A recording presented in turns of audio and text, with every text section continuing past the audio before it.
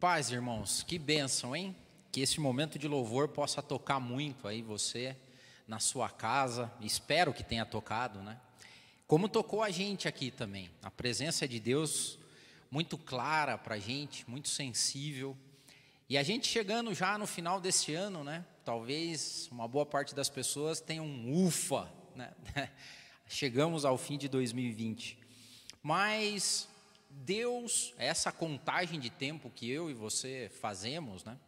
Não tem relação com a contagem de Deus. A Bíblia fala que 1000 anos é um dia são 1000 anos. Deus está no controle de tudo e é por isso que a gente está aqui louvando e engrandecendo o nome dEle. Antes da gente ir para a palavra, eu queria pedir para que você, nesse momento,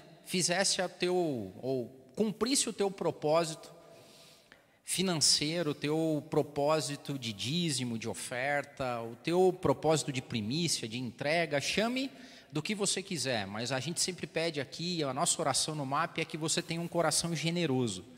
Esse ano nós estamos terminando ele com um sentimento de gratidão enorme, gigantesco, por tudo que Deus fez conosco, em termos de sustento, em termos de cuidado aqui no MAP. A gente está com a igreja fechada praticamente, ou o prédio fechado praticamente o ano todo. E eu louvo a Deus pela tua vida, a vida da família MAP, das pessoas que são próximas, que congregam conosco, e aquelas também que nos auxiliam financeiramente, longe aqui do prédio, mas que estão sempre conectadas conosco e nos ajudam. Então tem aí o código do PicPay. Também tem, se você quiser, tem outras formas que você pode contribuir, você só precisa mandar uma mensagem para a gente, pode ser aí no chatzinho do YouTube, onde você está assistindo, pode ser em qualquer mídia social do MAP, você acha a gente em @mapcuritiba, e você pode entrar em contato conosco, caso você queira fazer uma oferta com cartão de crédito, débito, depósito. Mas hoje, nesse momento, se você tem aí o teu celular, aponte aí a sua câmera para o PicPay, e faça a tua contribuição.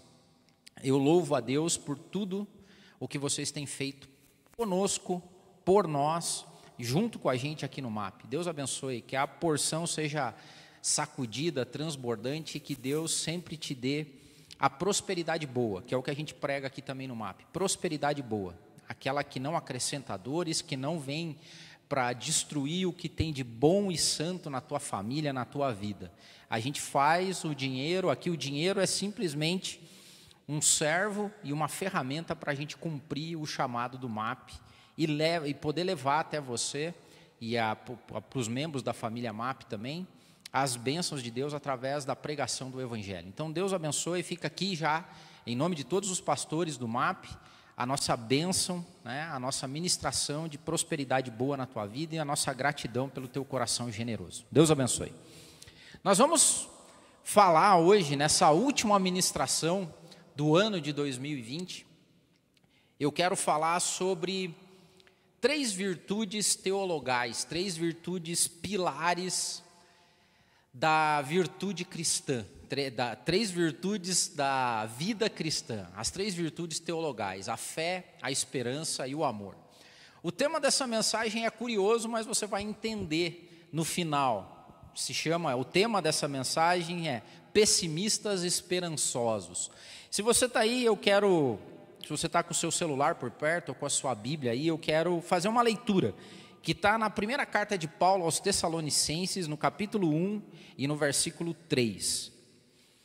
Explicando para você o contexto histórico e o momento que estava se passando ali com o pessoal de Tessalônica, recentemente, né, eles estavam muito próximos da ressurreição, da notícia da ressurreição. Esses primeiros anos da igreja cristã foram de pujança em termos de novos cristãos aceitando o Evangelho, vindo a Cristo. Paulo, Timóteo, Silas, plantando igrejas ao entorno, muita gente cheia de fé. Mas lá em Tessalônica aconteceu uma coisa curiosa. Uma heresia no meio do povo falando sobre a volta de Jesus. Jesus já tinha, alguns diziam assim, Jesus já voltou. Então não adianta você fazer mais nada porque o que tinha que acontecer já aconteceu. Outros diziam que ele ainda não tinha voltado, mas que ele estava iminentemente próximo a sua volta, o seu retorno, que seria dali, sei lá, um mês, um ano, coisa rápida. E essas pessoas colocaram na cabeça que não precisava fazer mais nada, que estava tudo resolvido, não precisava trabalhar, não precisava se preocupar, que não adiantava fazer nenhum projeto humano, nem não ter nenhum sonho, porque Jesus ou já tinha voltado ou ia voltar recentemente. E quando você lê a carta de Paulo aos Tessalonicenses, é uma carta que tem muito como centro a volta de Jesus Cristo, a segunda vinda de Cristo. Então eu vou ler com você, 1 Tessalonicenses, capítulo 1, versículo 3, Paulo diz assim para aquele pessoal: lembramos continuamente, diante de nosso Deus e Pai, o que vocês têm demonstrado. E olha o que eles tinham demonstrado: o trabalho que resulta da fé, o esforço motivado pelo amor e a perseverança proveniente da esperança em nosso Senhor Jesus Cristo. A ideia que eu queria trazer aqui para vocês, e o tema central, assim como Paulo falava aos Tessalonicenses, é como que o cristão encara a vida, encara o mundo, encara a sua passagem por esse mundo sobre a perspectiva do retorno de Jesus Cristo. Como que nós, cristãos, a gente lida com essa informação de que Jesus vai voltar? Desde criança eu ouço isso, e você talvez também.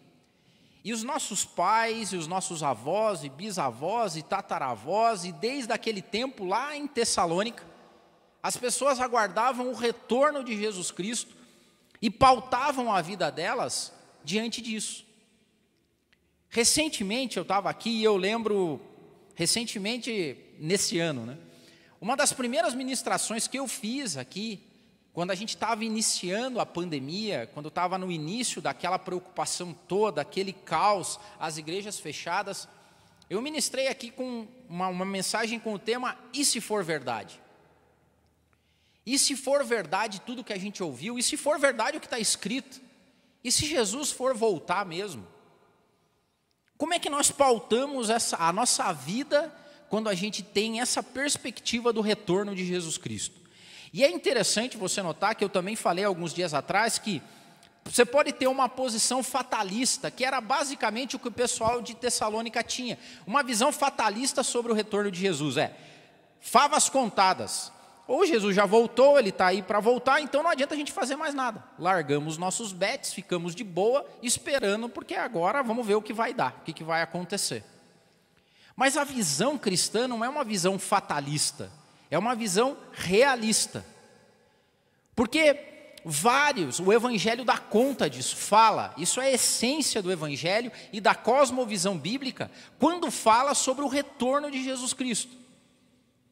E sinais seguiriam esse momento. Em primeiro lugar, a gente vê Jesus falando sobre isso. Os discursos escatológicos de Jesus, que estão em Mateus e em Lucas, Jesus falava para a gente ficar de olho sobre os sinais. Fiquem de olho, fiquem atentos, porque algumas coisas vão acontecer. Jesus, por exemplo, fala que a gente ia ter problemas com a natureza. Terremotos, tempestades, o sol escurecendo, a lua não brilhando mais. Falava que a terra, a natureza, gemeria, sentiria dores de parto.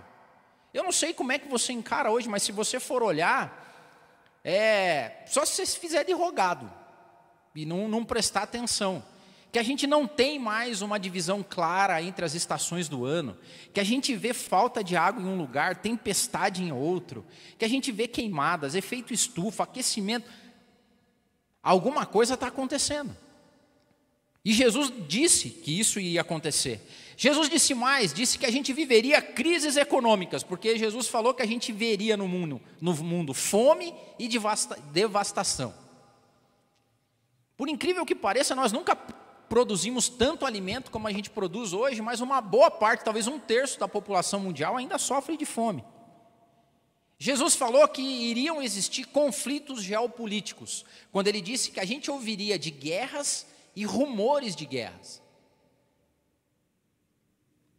Muito próximo a nós vivemos Primeira Guerra Mundial, Segunda Guerra Mundial. Esse ano, por exemplo, a pandemia tomou conta do cenário, né, mundial, mas logo no começo desse ano, olha só, tinha um rumor de guerra entre Estados Unidos e Coreia do Norte.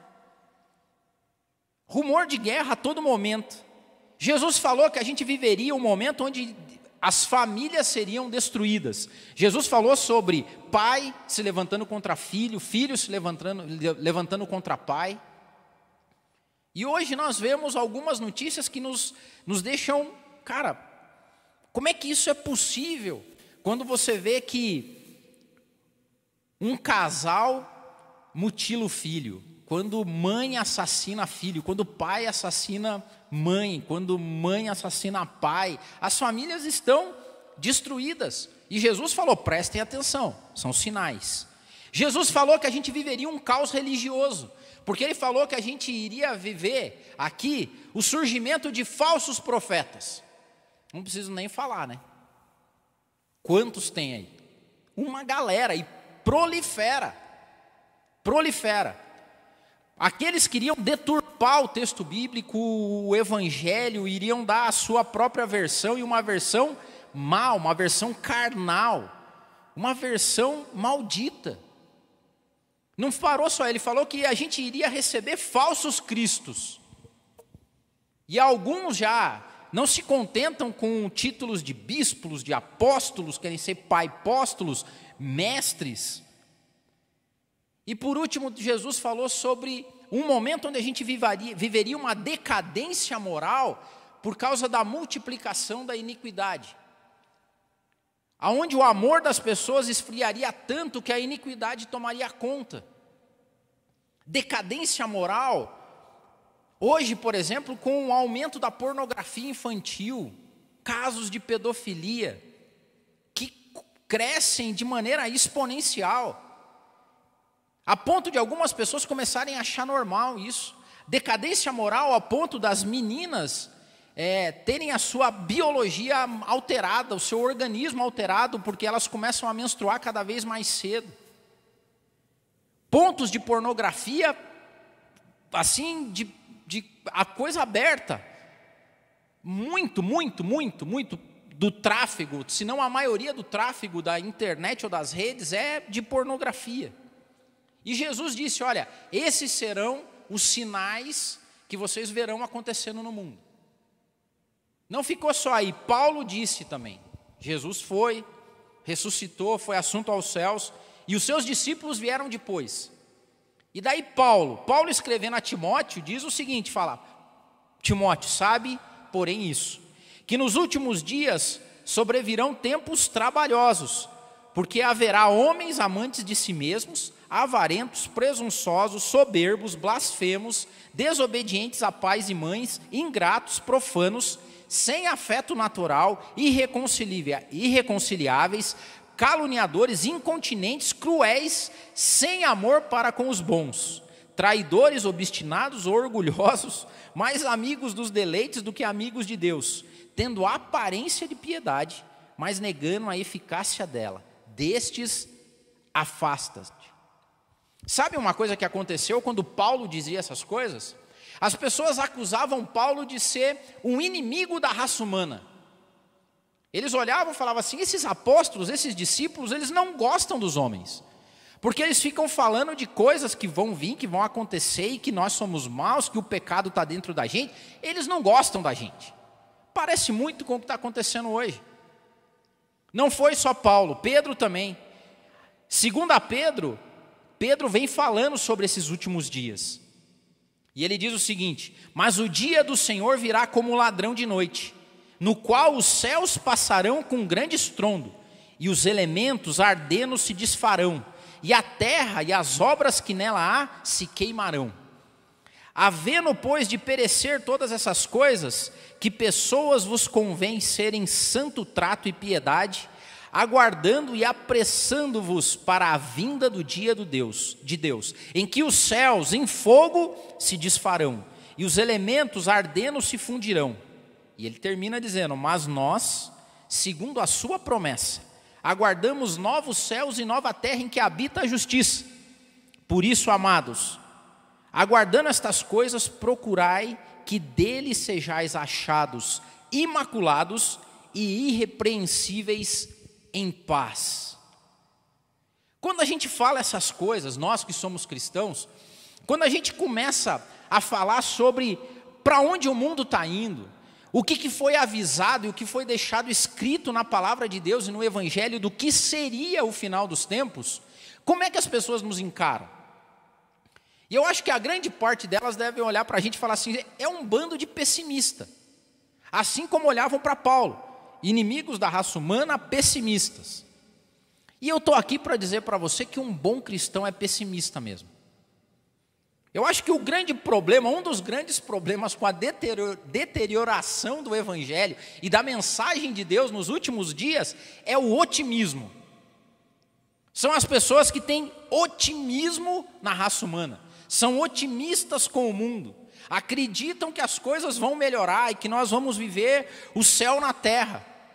Esses cristãos otimistas, me perdoem, não têm relação com o que foi dito com a Bíblia e não tem relação e nem link, nem conexão com o que Jesus deixou escrito, com o que Paulo falou, com o que João falou, com o que Pedro falou e como a tradição do Evangelho vem sendo colocada ao longo do tempo. Porque nós, cristãos, nós não somos otimistas. Você fala, pô, Adeildo, agora você estragou. Você sabe o que nós somos? Nós somos um bando de pessimistas esperançosos. E é sobre isso que eu quero falar com você. Sabe por quê? Porque quando eu leio aquele texto de Lamentações, porque Jeremias via um estado de coisas talvez caóticas como a gente vê hoje, e quando Jeremias vai dizer a Deus nas suas lamentações, ele fala o seguinte lá no capítulo 3, né? Portanto, eu me lembro bem disso tudo e a minha alma desfalece dentro de mim. Pessimista, lamentando as coisas que acontecem, mas ele fala assim, todavia, eu trago à memória, ou seja, eu me lembro daquilo que pode me dar esperança. Eu não vejo no texto de Jeremias, eu trago à memória aquilo que me deixe otimista. Não fala isso. O que Jeremias fala, eu trago à memória aquilo que pode me trazer esperança, não otimismo. Ele continua, digo a mim mesmo, a minha porção é o Senhor, portanto nele porei a minha esperança. Ele não falou, não vou colocar meu otimismo em Jesus, mas esperança. Pessimistas esperançosos, esses somos nós. Porque como é que se portam esses pessimistas esperançosos? E é o recado de Paulo à igreja de Tessalônica. Vou ler de novo o que eu li. 1 Tessalonicenses 1 e 3, Paulo lembra 3 virtudes cristãs que formam os pessimistas esperançosos. Ele diz o seguinte, lembramos continuamente diante de nosso Deus e Pai o que vocês têm demonstrado. O que vocês têm feito? O trabalho, resultado da fé de vocês, o esforço motivado pelo amor e a perseverança proveniente da esperança. Como é que os cristãos que pautam a sua vida sobre a perspectiva da volta de Cristo vivem? Primeira forma que eles vivem, trabalhando. Resultado da fé. Um trabalho que resulta da fé. Nós somos pessimistas com relação ao futuro. Eu sou um pessimista. E todo bom cristão é um pessimista, mas é um trabalhador. Porque o nosso trabalho não está baseado em otimismo. A gente não trabalha acreditando que o mundo vai ser melhor. A gente trabalha acreditando que esse mundo vai ser redimido através de Jesus Cristo. E é a nossa fé que faz a gente trabalhar como se a gente desse um relance, uma avant-première do que vai acontecer quando o reino for instaurado. Mas não esse reino aqui, não esse reino terreno, o reino de Cristo. Olha só, é nessa carta que Paulo escreve aos Tessalonicenses assim. Ele diz o seguinte para eles: quando ainda estávamos com vocês, nós lhe ordenamos isto: se alguém não quiser trabalhar, que não coma também. Porque a gente ouviu que tem alguns no meio de vocês que estão ociosos, preguiçosos, não trabalham, mas ao invés disso ficam se intrometendo na vida alheia. A tais pessoas nós ordenamos e exortamos no Senhor Jesus Cristo que trabalhem tranquilamente, comam do seu próprio pão. Quanto a vocês, irmãos, nunca cansem de fazer o bem. Nenhum cristão genuíno é vagabundo. mas não é otimista. Você vai entender o que eu quero dizer. O verdadeiro cristão, ele é pessimista em relação ao mundo achar a solução pelo próprio mundo. Nós não acreditamos que o homem encontra salvação em si próprio. Nós não acreditamos que é o trabalho humano que vai restaurar o mundo. Nós não acreditamos que por mais que a gente vote, por mais que a gente tenha presidente cristão, por mais que a gente pregue o evangelho no mundo todo, esse mundo vai melhorar. Por quê? Porque o que foi dito por Jesus, por Paulo, por Pedro, por João, o que está constante na palavra de Deus é que as coisas vão se deteriorar, porque a entrada do pecado no mundo causou a destruição. Daí você fala, então, Adeildo, eu vou fazer como os tessalônicos lá fizeram também, os tessalonicenses. Eu vou pegar e largar os betes, já que não tem jeito. Aí Paulo fala assim, negativo. Não é essa a lógica. Nós trabalhamos. Por quê? Porque esse mundo produz fome, produz destruição, injustiça, ganância, maldade, doenças, desespero. E o que os cristãos fazem? Trabalham contra essas coisas. Porque nós já fomos redimidos. E nós somos embaixadores de um novo reino. Como C.S. Lewis disse, nós temos um plano de sabotagem desse mundo. Um mundo que está caminhando para a destruição e nós sabotando para que ele tenha um relance do que deveria ter sido. E esse trabalho é um trabalho que só pode ser feito por quem tem fé. E é isso que Paulo falava, o trabalho que resulta da fé de vocês. Então, no meio desse caos, no meio desse mundo cada vez mais pernicioso, mais decadente, mais ganancioso, mais maldoso, que não vai, acredita em mim, não vai achar salvação em nenhum humano. Um grupo de redimidos, um grupo de salvos, um grupo de cristãos, mortos para si mesmo, fazem um trabalho resultante da fé num mundo de destruição, fome, injustiça, ganância, maldade, doenças, desespero. E sabe como é que eles fazem isso? E eu trouxe aqui uma oração muito conhecida, que é a oração de Francisco. A oração de São Francisco, que ele diz o seguinte: Senhor, fazei-me um instrumento de vossa paz. Onde houver ódio, que eu leve o amor. Onde houver ofensa, que eu leve o perdão. Onde houver discórdia, que eu leve a união. Onde houver dúvida, que eu leve a fé. Onde houver erro, que eu levo a verdade. Onde houver desespero, que eu leve a esperança. E onde houver tristeza, que eu leve a alegria. E onde houver trevas, que eu leve a luz. Ó Mestre, que eu não busque tanto ser consolado, mas consolar. Ser compreendido, mas compreender. Ser amado, mas amar. Porque é dando que se recebe, é esquecendo que se encontra. E é perdoando que se encontra o perdão. E é morrendo que se ressuscita para a vida eterna. Senhor, fazei-me um instrumento da vossa paz. Eu e você não temos otimismo no mundo. Nós sabemos que esse mundo, ele está fadado ao fracasso, porque entrou um vírus nesse sistema. E o vírus é o pecado. E os cristãos largam os betes, falam assim, não, esse mundo está perdido mesmo, não vou fazer nada. Não, um mundo de ódio, de ofensa, de discórdia, de dúvida, de erro, de desespero, de tristeza, de trevas, nós somos a paz, o amor, o perdão, a união, a fé, a verdade, a esperança, a alegria e a luz. É isso que eu e você somos. Quando nós temos fé em Cristo, fé no Salvador, esse é o trabalho que resulta da nossa fé. Aquilo que nós temos de bom para entregar pelo mundo. Então nós estamos terminando esse ano de muita dificuldade, onde a gente viu a ganância explícita, a gente viu pobreza aumentando, nós vemos desemprego, nós vemos maldade, nós vemos doença. O que nós fazemos? Nós somos o sal dessa terra, nós somos a luz desse mundo e nós trabalhamos conforme a nossa fé. E o meu desejo para você em 2021 é que você seja um instrumento de Deus. É maravilhosa essa oração de São Francisco, quando ele diz: Senhor, me faça um instrumento, que eu seja o sabotador desse mundo, que não adianta ter otimismo em relação ao mundo. Nós temos que ter trabalho em relação ao mundo, um trabalho resultante da nossa fé. E há aqui, talvez, o que, sendo mais prático, o que Paulo falava era dos preguiçosos e vagabundos que estavam no meio de uma comunidade que vendia as posses, que dividia tudo entre si. Hoje nós temos preguiçosos de fé.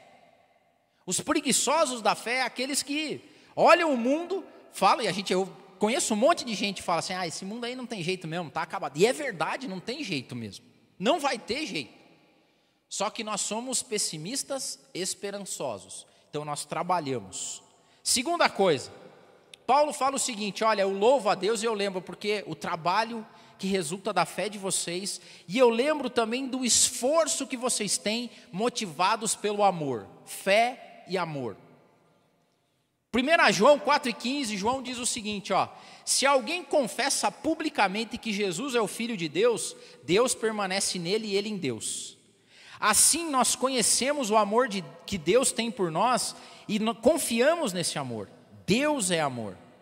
Todo aquele que permanece no amor, permanece em Deus e Deus nele. Dessa forma o amor está aperfeiçoado entre nós, para que no dia do juízo tenhamos confiança, porque neste mundo somos como ele. E João diz mais: no amor não há medo. No amor não há medo. Pelo contrário, o perfeito amor expulsa o medo, porque o medo supõe castigo. Aquele que tem medo não está aperfeiçoado no amor. Nós o amamos porque ele nos amou primeiro. Só que também quando a gente vai ver o discurso de Jesus, escatológico, Jesus diz o seguinte: olha, fiquem espertos.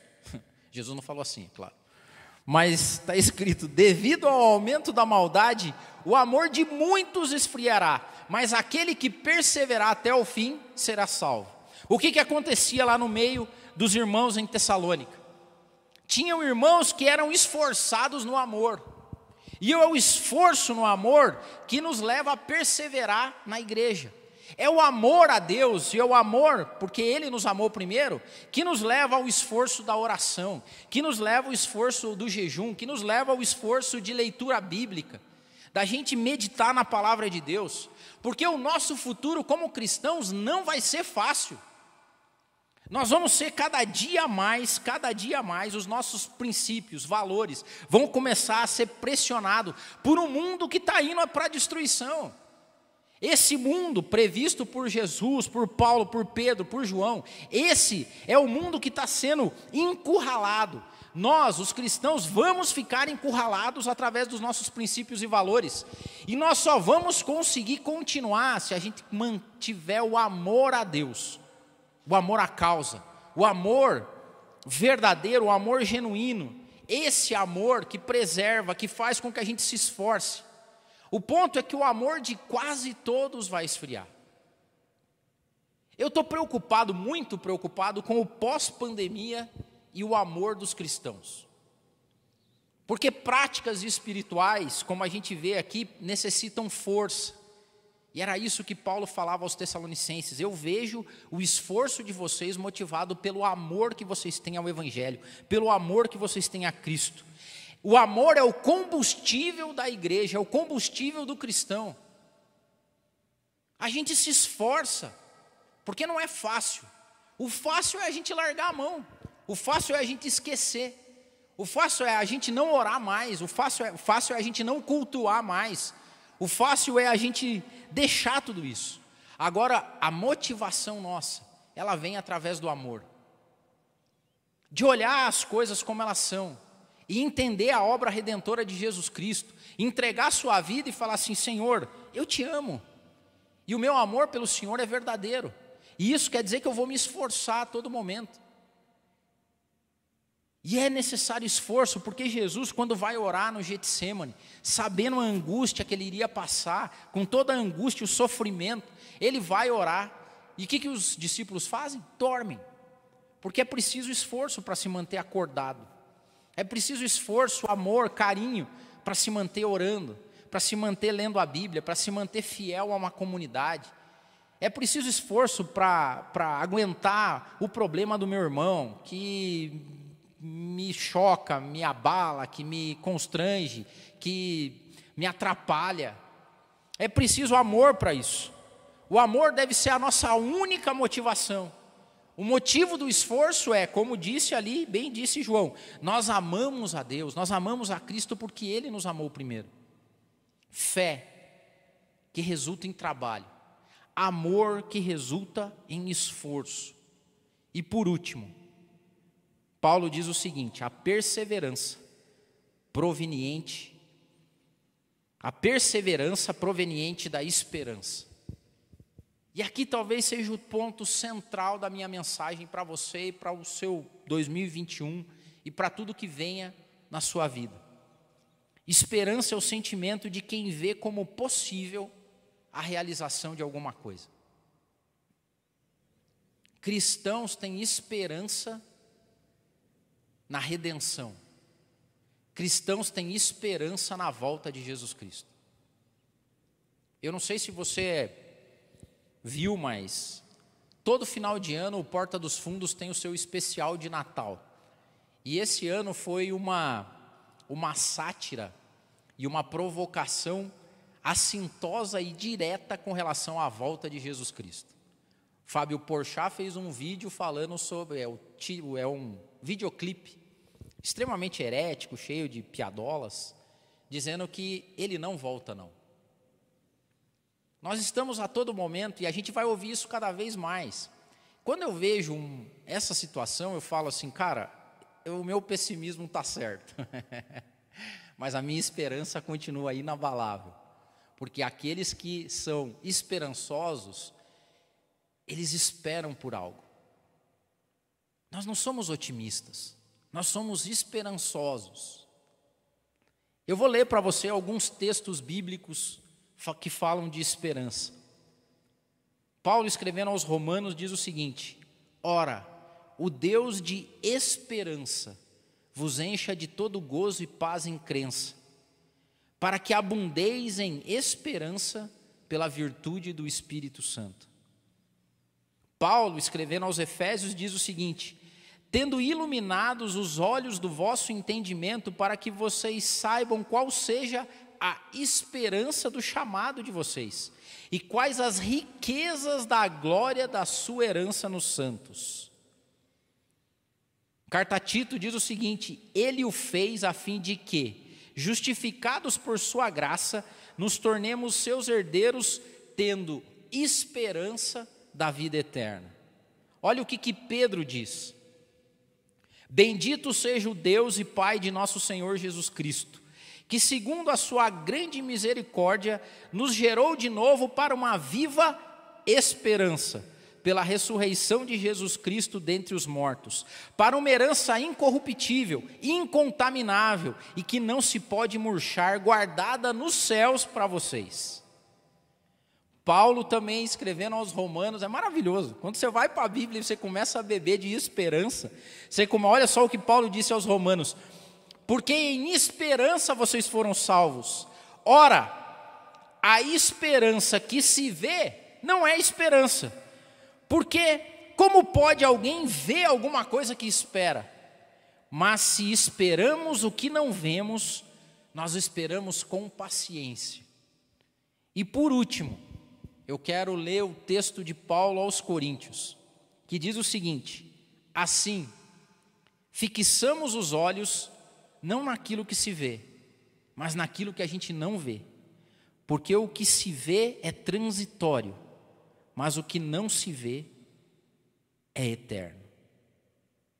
Nós somos um bando de pessimistas esperançosos. Nós somos as pessoas que observam o plano de Deus sendo concluído e desenrolado na trama social. Nós somos aqueles que veem as coisas que foram escritas se descortinando diante de nós. Nós somos aqueles que dão glórias a Deus porque veem tudo que foi escrito há milhares e milhares de anos atrás acontecendo dia após dia. e que não colocamos a nossa confiança em homens. Não somos otimistas acreditando que homens vão solucionar o problema da humanidade, não vão. Nós somos aqueles que trabalham e trabalham resultante da fé, como se os homens pudessem, através de nós, ver um relance do que é certo. Só que a iniquidade vai nos forçar de uma tal maneira que o amor de alguns de nós vai se esfriar, e nós vamos abandonar práticas espirituais, mas alguns de nós vão se manter íntegros, porque o que Jesus disse que aquele que permanecer fiel e esperançoso até o final, esse vai ser salvo. Nós somos aqueles que não depositam fé em homens. E me desculpe se você é um cristão otimista com a humanidade, cara, você não leu a Bíblia, velho. Você nunca leu o Evangelho, você não leu Jesus, você não leu Paulo. E talvez você concorde mesmo com o pessoal do Porta dos Fundos, que Jesus não vai voltar nada, porque nós vamos conseguir fazer as coisas aqui. O mundo está dizendo, a tecnologia está sendo endeusada, a ciência está sendo endeusada, e dizem que a gente vai resolver o problema da morte. Eu até acredito que vá. O problema é lidar com a ganância e com a maldade humana. Quem que vai colocar fim à maldade humana? Quem que vai dar resultado? Quem que vai trabalhar no coração do homem para que ele deixar de ser ganancioso, mentiroso, maldoso? Imagine o que vai ser você não poder morrer e estar sobre um governo tirânico, maldoso, ganancioso. Porque para algumas pessoas a morte é uma salvação. Nós somos aqueles que trabalham como se fosse para Deus. Nós não trabalhamos para esse mundo. Nós não trabalhamos pelo salário. Nós não trabalhamos pelos ganhos que nós podemos ter nesse mundo. Nós trabalhamos para, assim como Francisco orou e pediu a Deus, nós trabalhamos como instrumentos da paz de Deus. Nós trabalhamos como instrumentos da redenção divina na terra. Nós trabalhamos como aqueles que querem dizer ao mundo o que deveria ter sido e não foi. Esses somos nós. Nós não depositamos confiança e otimismo na humanidade. Nós somos pessimistas e esperançosos. Esse é o adjetivo que eu achei para o cristão genuíno. Um belo de um pessimista cheio de esperança. Um pessimista que sabe e espera que tudo vai acontecer no seu devido tempo. Deus vai colocar basta, Deus vai vir e fazer a sua obra, Jesus vai voltar. Tudo vai acontecer diante disso. O que Pedro diz talvez seja o resumo. Pedro, na sua epístola, ele diz o seguinte: antes vocês sejam santificados no coração de vocês. E olha como que ele termina: vocês, cristãos, estejam preparados para responder a qualquer um que pedir para vocês qual é a razão da esperança que há em vocês.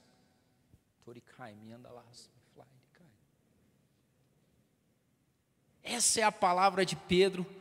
Essa é a palavra que serve para mim e para você. Olhe, vocês estejam preparados para responder para qualquer um que perguntar qual é a razão da esperança de vocês. E que em 2021, 22, 23, aconteça o que acontecer, que eu e você jamais percamos a esperança, a fé e o amor. As 3 virtudes basilares dos cristãos. Pode ser que venham anos piores que esse. Pode ser que venham anos melhores do que esse. O cristão não é aquele que vê o copo meio cheio, meio vazio. O cristão é que vê um copo enchendo, esvaziando, e olha e fala assim: estava tudo escrito. Passarão céu e terra, mas as palavras do meu Deus jamais vão se passar. E eu creio, e eu tenho a firme esperança que um dia eu vou estar junto com Ele. O céu é a presença de Jesus Cristo. O céu é ter Deus e Jesus como nosso universo. Em tudo que nós somos, temos, possuímos, fazemos, que Jesus, a esperança, a fé e o amor dos cristãos nos envolvam. e que a gente vive dentro desse universo chamado Jesus Cristo, desse universo chamado esperança de redenção, esperança de volta. Os meus votos, a minha oração é que você comece 2021, mas com muita esperança, não otimismo, esperança. Como é que eu estou começando 2021? Com muito pessimismo, mas carregado de esperança, mas muita esperança. E qualquer um que me perguntar qual é a razão da tua esperança, Adeildo, e eu vou falar assim: a razão da minha esperança se chama Jesus Cristo, que não é homem para que minta. E eu continuo esperando. E eu faço votos que você também esteja esperando. E qualquer um que perguntar qual é a razão da tua esperança, a resposta esteja na ponta da língua. Senhor, eu louvo, ó Pai, o Senhor. Eu te louvo, meu Pai, porque o teu Espírito Santo é aquele que não deixa com que a gente esqueça essas coisas, verdades primárias e basilares do que o Senhor veio demonstrar com a sua vida e a sua morte, o seu sofrimento lá na cruz do Calvário. Eu rogo, ó Deus amado, que o Senhor continue nos mantendo assim, pessimistas e esperançosos. Que o Senhor me livre do otimismo, que o Senhor me livre da fé na humanidade, que o Senhor me livre da fé no homem, que o Senhor me livre da fé em mim mesmo, que a gente cada vez mais se diminua, ó Deus amado, e que a gente olhe tudo isso que acontece como um copo se enchendo, se esvaziando, transbordando, com água, sem água. Nós não enxergamos o copo nem meio cheio, nem meio vazio, ó Pai. Nós enxergamos a história toda se desenrolando diante de nós. Nós vemos o cumprimento das profecias e das palavras que foram deixadas pelo Senhor, pelos seus apóstolos, pelos discípulos, pelos irmãos que vieram depois, por aqueles que vieram antes de nós, ó Pai, pelos nossos tataravós, bisavós, por aqueles que morreram e mantiveram firme a esperança de um dia estar com o Senhor. E que o seu amor, ó Pai, verdadeiro, esse amor genuíno que nós temos pelo Evangelho, e teu amor por nós, tire de nós todo medo, toda preocupação. E que esse ano que se inicia, ó Pai, seja um ano de esperanças renovadas. Esperanças renovadas, esperanças renovadas, esperanças renovadas. Que nós, os pessimistas esperançosos, se encontrem, ó Pai, um dia. É o que nós aguardamos, em nome de Jesus. Amém. Deus abençoe.